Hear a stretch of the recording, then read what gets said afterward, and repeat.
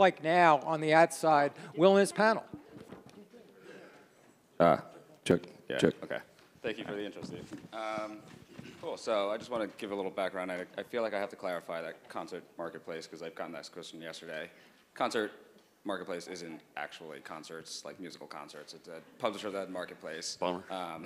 That is pretty much a startup within Vox Media, and it is our custom ad unit that we run across like different publishers. So like we are very much ad-based, and I just want to like give Jason and Van the opportunity to introduce themselves. Thanks, Will. Jason Tate. I oversee programmatic and partnerships and development at Digital First Media. For those who don't know who Digital First is, we're a large newspaper holding company, about 75 to 78 papers around the country. Denver Post, I think, is our most notable. Mercury News, Orange County Register, Boston Herald. So a lot of big markets, a lot of tonnage, and basically I see everything from day-to-day operations of the programmatic ad stack to working with all of the partners in the native space, the outstream space, content rec space, and of course, you know, the PMPs of the world and the Googles and the Amazons, et cetera. I'm James Van Sweringen. I'm at Fast Company Magazine and Inc. Media and Magazine. Oversee a lot of the same stuff there, really building out our data and audience initiatives in terms of collecting that single ID to help further influence how we market to those customers and you know, help our advertisers. So I kind of want to, I like the people on this panel right now just because like we have three very different publishers. Vox Media itself is a very large publisher with 8 different brands. Jason being at a local media with, what is it, 75, 80 brands or something like that. And then Fast Company and Inc. Magazine being 2 brands, a little bit smaller. So just wondering what your sort of ad revenue mix is and like the sales strategy that corresponds with it. Sure. So we're heavy programmatic. With all those properties, we are generating about 500 to 600 million impressions a month. That equates to about a little over 100 to 125 million page views a month. So out of kind of the direct sales versus programmatic versus kind of the other, lack of better terms, widgets that we have, I would say direct sales makes up about 40% of the revenue. Programmatic probably another 40%, and about 10% goes to like the Outbrains of the world and some native stuff we're doing. Yeah, in our ad revenue mix, it's heavily direct with some branded content spilling over into that ad inventory. And then programmatic would be a small percentage in the U.S., but outside the U.S., it's which is a decent amount of our traffic, it's very heavily programmatic. Awesome. On the programmatic piece, I just want to sort of dive into at a very top level, like how you guys set up your programmatic tech stack, and if you guys want to talk about that, and like how you test your partners, who you decide to keep in your header. Sure. So nowadays we rely heavily on server to server just because of the seamlessness of it. We've gotten away from all the tags running in DFP outside of a couple partners. But the header space is definitely, the client side is it's paramount, but it only makes up, I would say, like 5 to 10% of kind of the whole stack. So of course we've got Google DFP or GAM, so stupid. Anyways, I still call it DoubleClick because I started using it in 2008. So we've got EB turned on. We've got about, I think, 6 partners running there. We just had to shut down Comment. For those of you who know or don't know, they've ceased operations. I've got the typical players, the indexes, OpenX, Rubicon, which I still don't know. Is there anybody in Rubicon in here? I like Rubicon. I love Heather, but the rates are still small, but they fill a void that we need because, like I said, we have a ton of impressions, and 50 cents is better than 0 cents to me. So we, in EB, there's about 6 partners, and then of course, Amazon's TAM network, we got about another 6 partners in there, and And actually, I've got about half the partners running in both, and because there's different buckets of inventory out there from the buy side, you know, there's some buyers that just like using, you know, A9 better than they like using AdWords, right?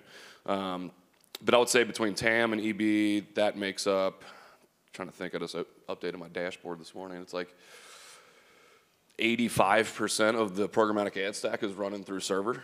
And then, like I said, about 5 to 10% client side, and then another, call it 5 to 10% running kind of direct tags.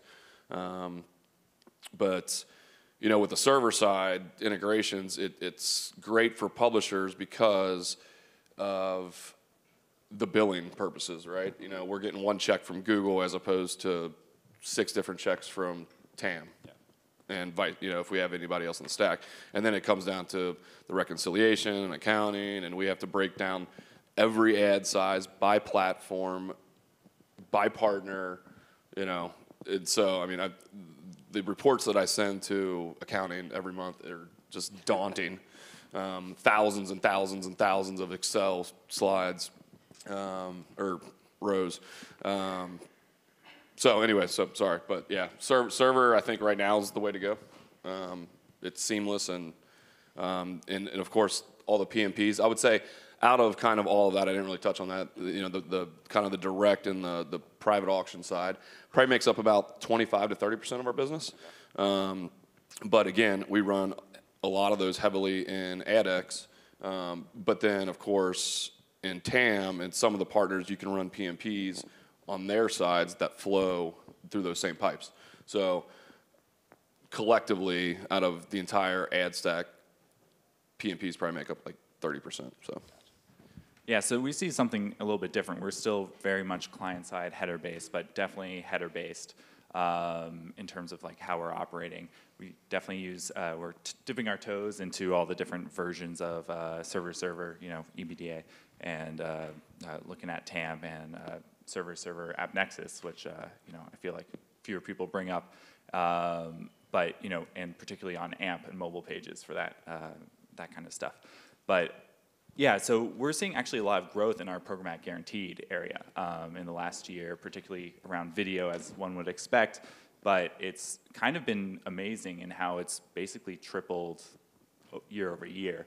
I think we had a few deals trickling in, and now it's really heavily there. So we've been focusing a lot on making sure that that programmatic offering is similar to our direct, because we are highly sold through most of the year for both Inc. and Fast Company. And so we've been really kind of trying to make sure that product offering there is as dynamic as possible. Is that all, I don't want to steal your thunder, but is that all pre-roll video or outstream or in banner? Or? Yeah, so right now we're working on building out an outstream, but we're mostly pre-roll focused for the programmatic guaranteed aspect. There are a lot of direct deals that kind of piggyback onto that, or display deals rather, that piggyback onto the programmatic guaranteed.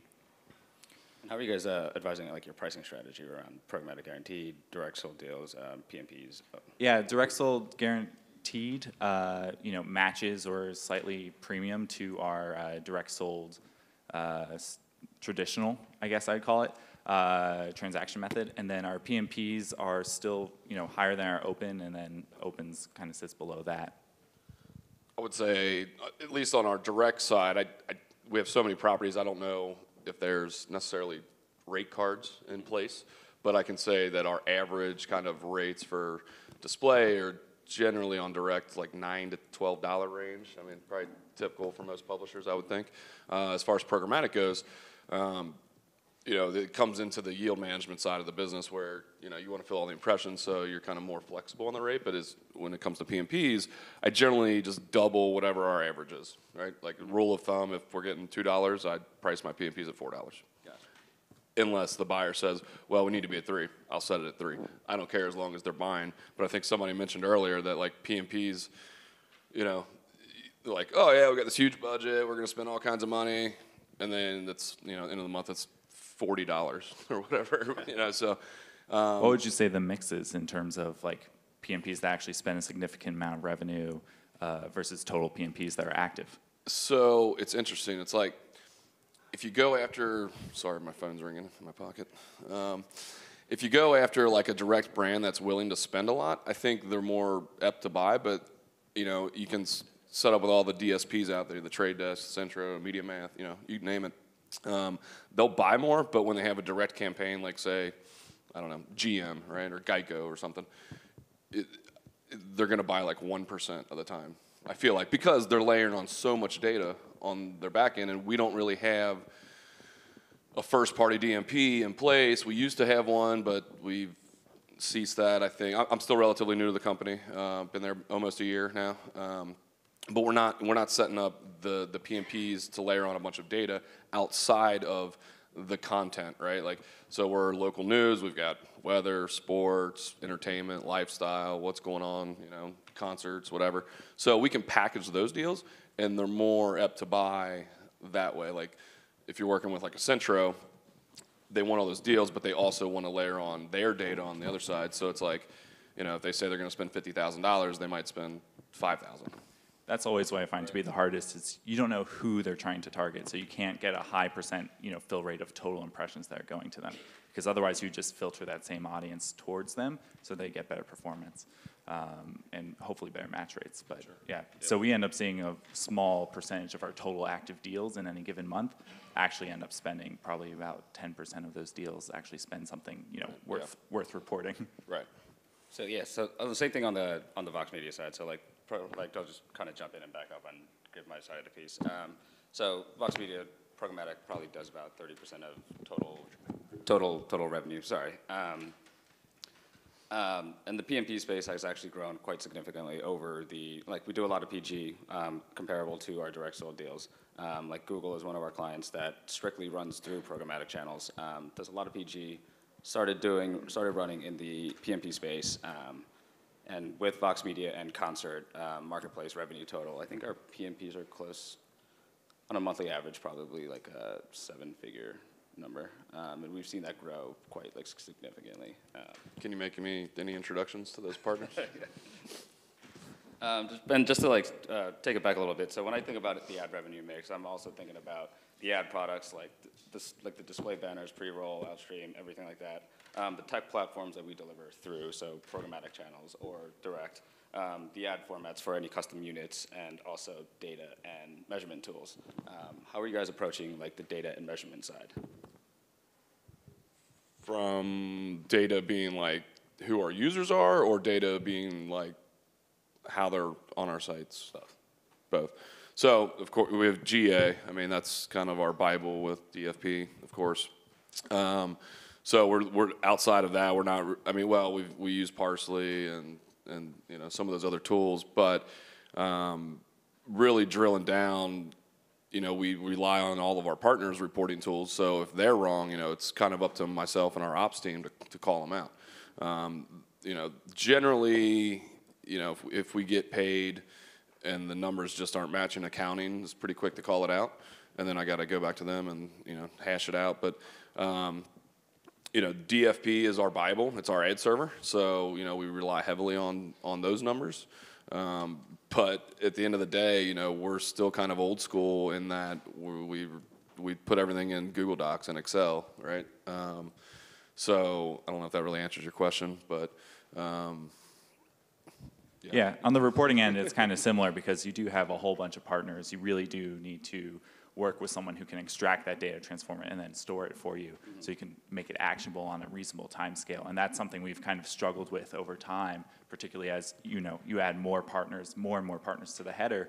You know, that's kind of the beauty of some of the server stuff, is one beautiful dashboard. I mean, the Amazon one is slick, but doesn't give you much information as far as I've seen.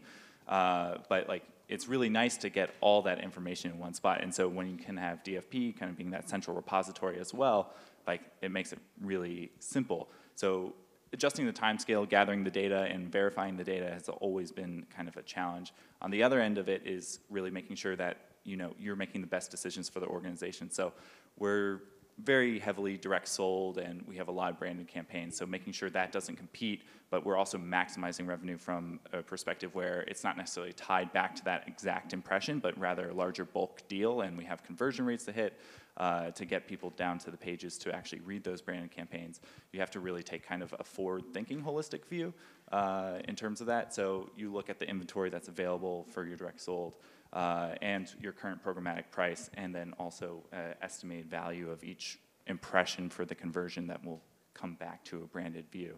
So you kind of push out inventory that you know you have and try to take those high dollars as soon as possible. So I wanted to sort of jump into your sort of role of head of data science. So I wanted to ask you, so what types of data are you working with, and what are you taking in, and like what is the eventual output? Like, is it something that clients can activate on? Yeah, so the goal is to really make a data product for our customers. So the first step is really just making sure our data governance is really strong in terms of, like, I think someone brought it up earlier in the conference. What's a page view? We have 3 analytics platforms on the site at the moment, so GA, Omniture, and or Adobe Analytics rather, and Parsley. So making sure that the reports from Omniture match GA are fired at the same time, and match Parsley's reports is a big point of contention, making sure you're getting all those inputs and outputs flowing nicely. But our ultimate goal is really to kind of make sure we get a better picture of our user. We do have a good amount of declared data from our awards programs and events, so we do get to see those very loyal, active users a lot. But right now the pipes aren't working, and that's kind of making that central repository that you can activate for clients, you can activate for a B2B product, and you can activate for our internal marketing teams is something that is kind of the main focus of that, and making sure that we can bucket those users appropriately. Gotcha. Sorry. I was going to say, to add to that, so I failed to mention that. So we're a large newspaper company, but we have the digital subscription model too. So we're consuming a lot of that data through our quality users, and I think we're leaning more towards keeping our loyal users as opposed to the flybys, right? And we're kind of strategizing around how do we monetize those audience differently. I think a lot of the bigger publishers that are doing it are all kind of in the same boat, where it's like that user is we're going to put an average revenue per user, an ARPU on that person versus that person, right? So because we know that this user is a loyal, they're spending whatever, $5.99, $10.99, $9.99, whatever it is a month. So we're not going to bulldoze them over with all kinds of outstream players and content recs and et cetera. So it's more of a clean thing, but we know that through the data, and it just delivers a different experience. Yeah, I kind of had a question, because that's something I think a lot of publishers long to do, is have a dynamic ad experience, right? Not just in terms of which ads are showing up, but do you have that interstitial when they come in, or or that big 970 by 250 versus 720 by 90, based off the idea that, hey, you're actually going to generate revenue from them, from events, or from a subscription, or from activating a third-party product, or reading more branded content, or brand content for your partners, or advertisers rather. So I'm just curious, is that something you guys are working towards as well? Yeah, we're kind of testing, right? I don't think we have it figured out necessarily. We work with some partners that do some of the interstitial type stuff, in Undertone. Holly's here, if anybody knows Holly. They have great like screen grabbers and fun creative that's actually brand safe, and we do some of that in some markets, and we might put a frequency cap on it, because there's other markets that don't want any of that. So we're kind of at the mercy of the publisher in that specific market. If they go to their website and they're getting pounded with ads, they're going to say, take these off. But then we say, well, it's $50,000 a month or $100,000 a month or whatever it is. Then like, oh, okay, leave it on. Well, I guess the question I had was more around, like, are you making a dynamic experience relative to what you know about that user? Testing. I mean, we don't, like I said, we don't have it really figured out, but I don't know if anybody really has it figured out, and that's why we test and we fail and we move yeah, on. it's all about those tests Right. and monitoring. Chorus was doing something with that, or like didn't Vox do something around that with concert and chorus and all that? Not that I Okay. know of. I always think people are light years ahead, and then I come to these conferences, I'm like, okay, we're not too far behind. Yeah. Don't get me wrong. Like we're always testing at Vox, and the product team definitely does a lot of different things. They could be. Yeah, I know you guys have a stellar product team over there, so that's why I thought you. Yeah. I forgot what I was going to ask, but I just wanted to move the conversation towards platforms real quick. So like AMP, Apple News, like how do you guys monetize those platforms, or if you do at all? Yeah, so AMP has really taken off in the last 6 months for us. And of course, Google's got some policies and regulations around what you can put in there, but we're finding it's actually a little bit more lax than you would think. I know some publishers throw like 4 to 6 to 8 ads on AMP pages. We've seen literally in one market, our page views go from, like 100,000 to I think last month, I think it was like 20 million page views on AMP, which is huge. So we're like, all right, how do we monetize it? Because we only had, the only caveat is you can only monetize with AdX, right? So, but there is no law against adding multiple ads without, crushing the user experience. But you can also, so we're in talks with an outstream player on AMP, which we can do, everyone can do, and then even native. So, finding out that different ad mix of, so we went from 1 ad unit to I think we're doing 2 ad units now, plus a native unit, plus an outstream unit. So 4 total units, but at 20 million page views a month, I mean, just turn that into dollars, we're going to make from, whereas opposed to, 10,000 a month to, potentially 50,000 a month on that one property, which is huge. That's $500,000 a year. So. Yeah, we've been leaning heavily into AMP as well. We have Apple News. We test, every now and again on Facebook Instant Articles, but we found AMP to be really nice in terms of you can kind of run your, you can actually start running some server stuff. You can put unique units, and it's really only the same limits of DFP are on there, and they actually maintain those components within the AMP library pretty well. So, they didn't have flexible sizes like initially when we went on board, and now they do, so now you're able to get a little bit more competition in there. And so kind of as they've been rolling it out, it's actually been proving like, hey, this is like a really valuable platform for us, not only because you can get however many ads on the page with your regular DFP limitations and AdX limitations, but also, GAM limitations, but you can also kind of put more creative ad units. So they have a flying carpet module that mimics a parallax effect, and you can serve an ad behind it, essentially, to get that kind of parallax ad unit, which is very popular with a lot of our customers because it does have a high click-through rate. And it's fast, right? And so you just get more page views on mobile, and I think they're, and more people see it. So, I mean, yeah, we've been leaning into that heavily because it is customizable to an extent. It meets our basic mobile needs, and we're not really limited because you can plug in other partners through other ways that are not necessarily your standard waterfall tag, versus some of the other platforms have been restrictive in terms of our current operational workflow versus what we like to do with our programmatic stack. So we're in Q4 right now, and we all know that this is a very busy season, a very busy time for everybody, and like revenue goals are highest in Q4. Like, what are some levers and tools that you guys use, and if you do, if you needed to sort of Jack up revenue a little bit? Yeah. So we have, obviously you can set your price floors in AdX, which kind of govern, the whole waterfall, I think, at the end of the day.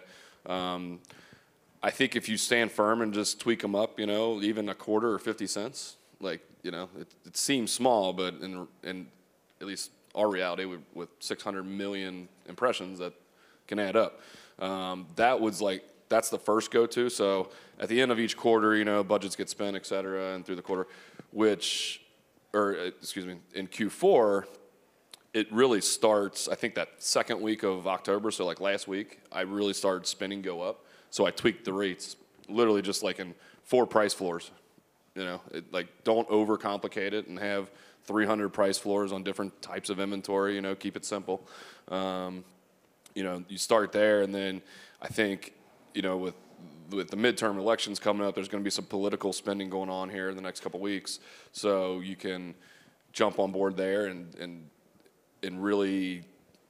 The thing is, you don't want to shoot yourself in the foot, right? So you can take certain types of inventory and sparse it out differently, or different content, verticals. So jump on the political bandwagon, but then you have to also realize that in December, spending kind of stops mid-December, right? When everybody starts taking off for the end of the year. So you want to kind of front load everything and, get the dollars while they're spending.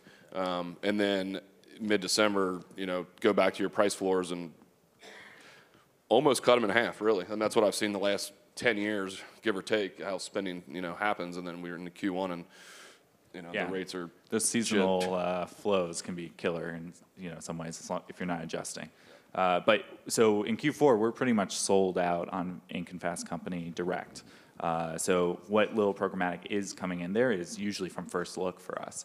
And so those rates are really nice. And so even though we have a lot less inventory flowing through programmatic, the buyers are really heavily buying through the first look inventory. So we just kind of make sure I failed to mention that, but you're right. Yeah, so we just make sure that's open to all the partners that we want to be seeing on our site or don't want to be seeing on our site if they're buying through us directly, and making sure we're tweaking that appropriately with our optimized content. Yeah, and I would also, so like another lever to that too is, go to your partners that are going to spend more, right? Like, I know back to, Undertone, they do a great job, and have great units, and they're going to be spending a lot of money in Q4. So it's like, I'm going to shift impressions to them knowing that it's decent brands, right? It's not going to, even though some publishers don't like it, I'm going to say, well, at the end of the day, here's whatever, $100,000. And then, so shifting that lever to partners that know are good, that's another big lever, I guess. So, while, first look is definitely a big part of it, what I end up doing a lot in Q4 is helping identify places that we can optimize our direct sold so that it's more efficient. So we're potentially selling, higher priced units that are performing just as well, or if not better for the clients, which frees up some additional, inventory for non-guaranteed programmatic in the US. And so that's kind of where I'll end up spending a decent amount of time, is helping the direct team just make sure that every dollar is maximized so that we can get more opportunity to get those additional, non-guaranteed dollars that are still coming in at a decent CPM. So I just want to so whenever you make these like tools or changes and you do these tweaks, like I'm sure like there's some internal discussions that happen. How do you guys sort of navigate those conversations? I generally just do it and ask for forgiveness later. It's not a great thing to do, but at the end of the day, I'm managing, I am the director of our programmatic business, right? So if I can't do something and get slapped on the wrist, from time to time, I go back to my management and say, like, look, I can't operate our business if I'm getting slapped every day, right? So I generally just do it, and a lot of the levers are in DFP, and you just go in there. Like I said, like keep the stack generally, confined and simple. So when you need to make tweaks, it's not going to take you 2 days to go in and adjust, thousands of line items. Yeah, it's definitely kind of definitely a lot or a little bit of do it and see if people notice, and then they usually don't, and then they see increased revenue, and you're like, hey, look, like this is good, and then they're like, oh, that's why I was seeing that. But yeah, it is kind of conferring with the partners within the organization, because there are a lot of stakeholders on revenue, and making sure that you're not really messing up an advertiser's campaign. If there's 100% sold sponsorship and you put something above it, and I'm not saying, I'm not taking over direct, and I'm not just throwing all kinds of new units on the page, but when it comes to tweaking a partner, or, oh yeah, definitely, or if they, to your discretion. like, what, why are we getting all this in-banner video now? Like, well, you're going to spend $200,000 this month, right? Like, oh, okay, I guess we can live with it for this month. So. If the revenue justifies it, usually it's fine, as long as it doesn't hurt the user experience extensively to the point where they're not coming back. Right. Do we have time, or do you want to go into questions? I would like to go to Q&A if anybody has any questions. Right in back here. How much reference are you guys giving to better ad standards, coalition for better ad standards? Say it again. Sorry, mic check. Oh, Andres with BounceX. I was just curious how much like attention the publishers are paying to Coalition for Better Ad Standards. Yeah.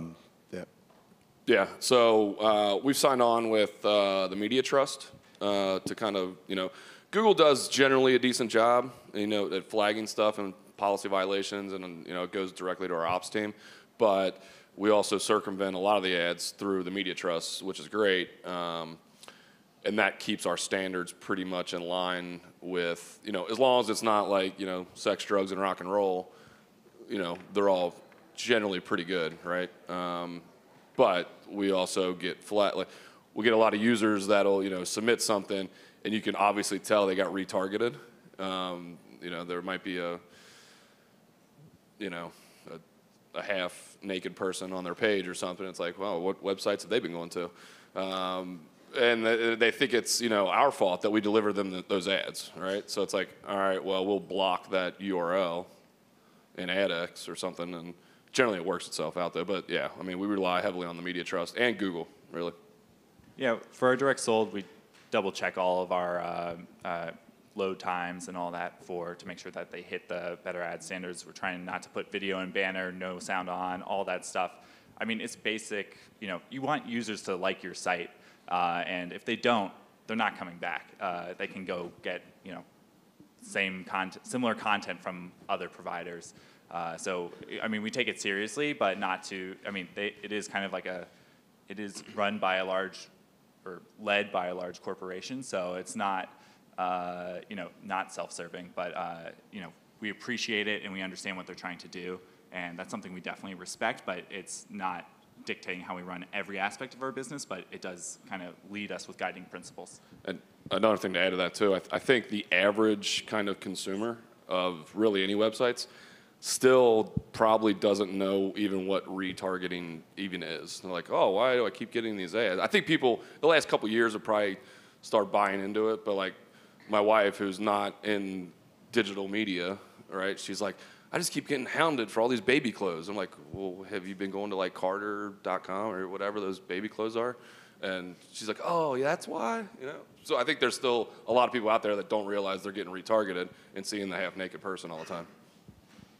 How are you defining and measuring user experience? When do you know what negative impact certain practices are having? How are you measuring it? And are there some red flags that you've already responded to?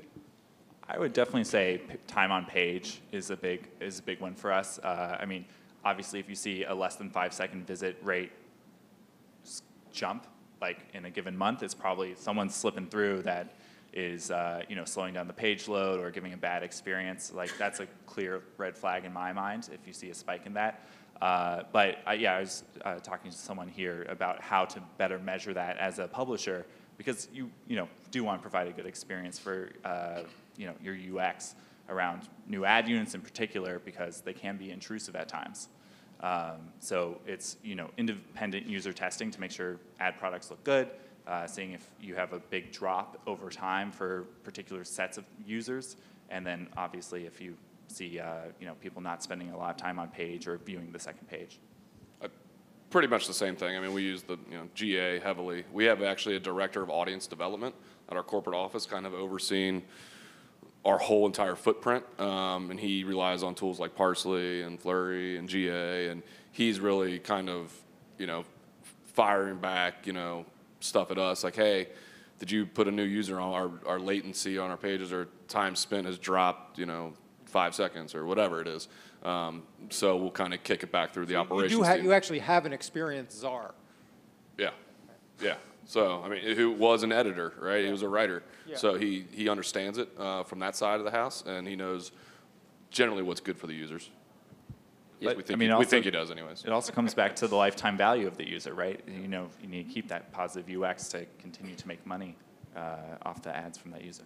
Yeah, we definitely get it from all sides of the business. So on the product side, they're always looking at page latency, and they're constantly monitoring that. So like if anything truly affects that, then they red flag it right away.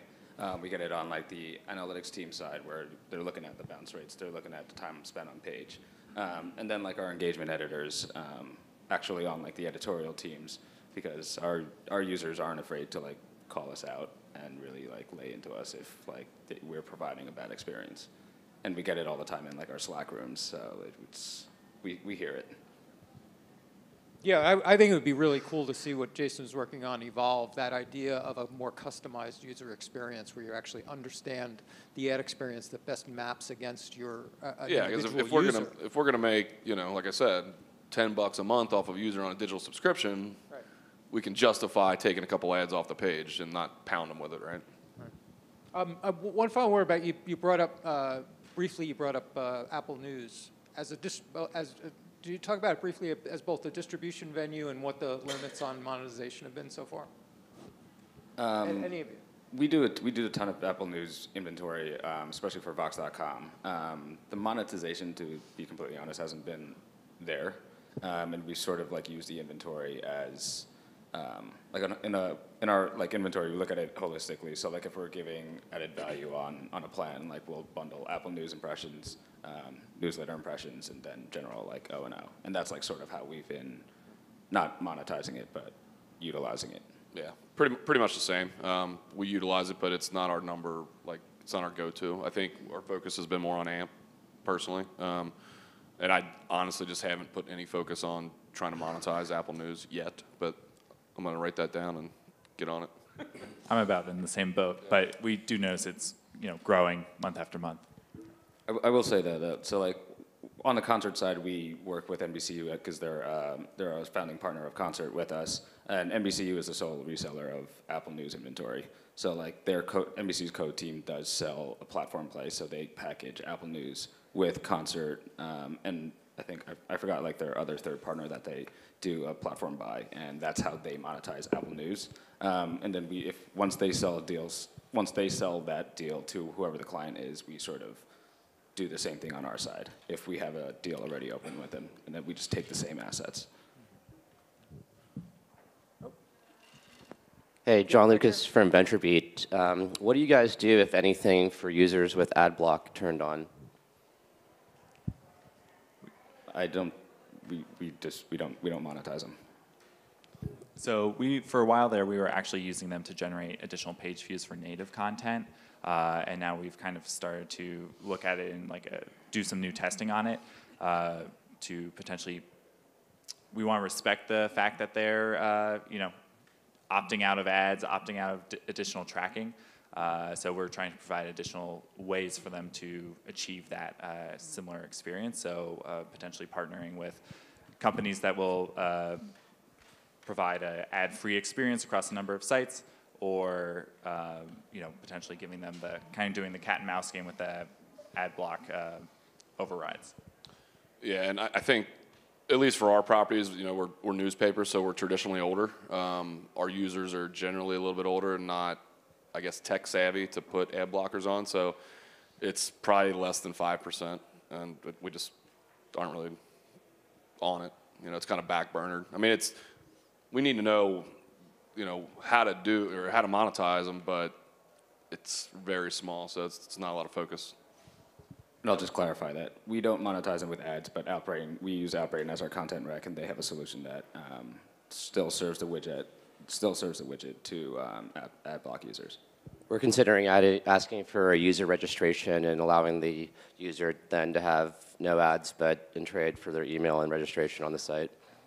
It's interesting. Yeah. We've experimented with that as well, but we also found that they can convert pretty nicely for branded content experiences as well.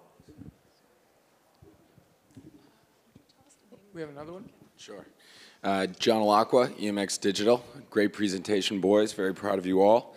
How do you guys go about evaluating and setting up individual demand partners, sort of respective of their individual capabilities? And is that practical, Vox, given that you have 300 O&Os, and Jason, you've got 80, to sort of customize that setup? How do you go about it? What do you think about when you're doing it?